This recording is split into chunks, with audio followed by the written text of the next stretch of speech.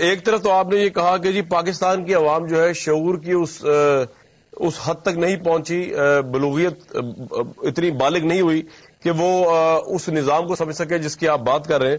دوسری طرف آپ اسی عوام کو جس کا شعور جو ہے وہ اتنا بالغ نہیں ہے کہ وہ ابھی سمجھ سکے جو خاکہ آپ پیش کرنا چاہ رہے ہیں، اس کو آپ بغاوت کے لیے اکسا رہے ہیں۔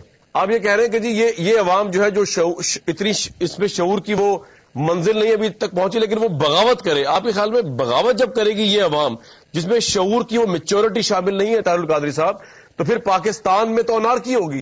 دیکھیں نا، میں تو اگلے ہفتے انگلینڈ جا رہا ہوں 1 مہینے کی چھٹیوں کے لیے، پیچھے میں بغاوت کی بات اگر کر دوں یا بغاوت کے اوپر بات کر کے چلا جاؤں تو مجھے تو کچھ نہیں ہوگا، لیکن یہاں جو عوام ہے جس کو شعور ہی نہیں ہے، جس کے پاس لیڈرشپ ہی نہیں ہے، آپ خود جن نظریات کو بیان کر رہے ہیں وہ نظریات تو بہت اچھے ہیں، آپ خود بھی نہیں یہاں پر ان کو لیڈ کرنے کے لیے، تو جو لوگ شعوری طور پہ بھی بالغ نہیں ہیں ان کو آپ بغاوت کے متعلق بھی کہہ رہے ہیں۔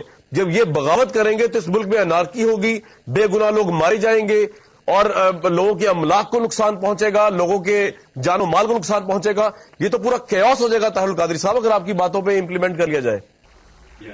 میں آپ کو عرض کروں، آپ نے اچھا سوال کیا ہے۔ یہ پہلی بات تو یہ کہ میں بغاوت کو ڈیفائن کر دوں۔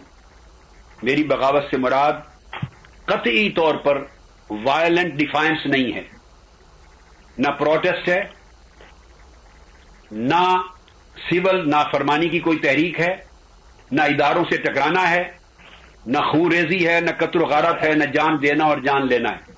ٹوٹلی پیسفل نان وائلنس، پہلی بات۔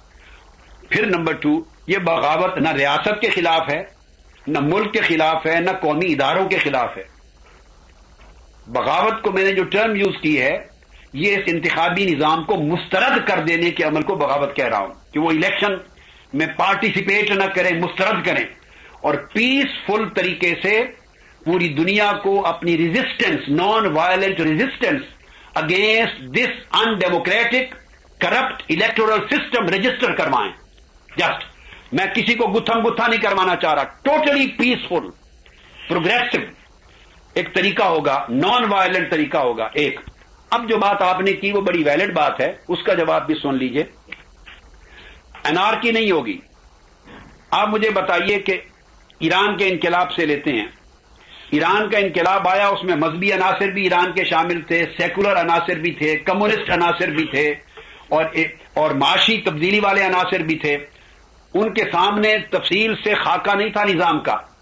خمینی صاحب 18 سال سے ملک سے باہر تھے، صرف پوری قوم کو آمریت کے خلاف، رضا شاہ پہلوی کے خلاف ایک نفرت نے یکجا کیا، قوم کھڑی ہو گئی۔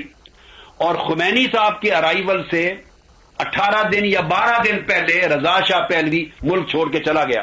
حسنی مبارک کے خلاف جب لوگ اٹھے ہیں مصر کے اندر، کوئی شخص وہاں ملک کے اندر لیڈ کرنے والا نہیں تھا، ایک شخص بھی نہیں تھا لیڈ کرنے والا، کیونکہ 40 سال سے منظم جماعتیں اور پولیٹیکل لیڈرز ہی نہیں تھے۔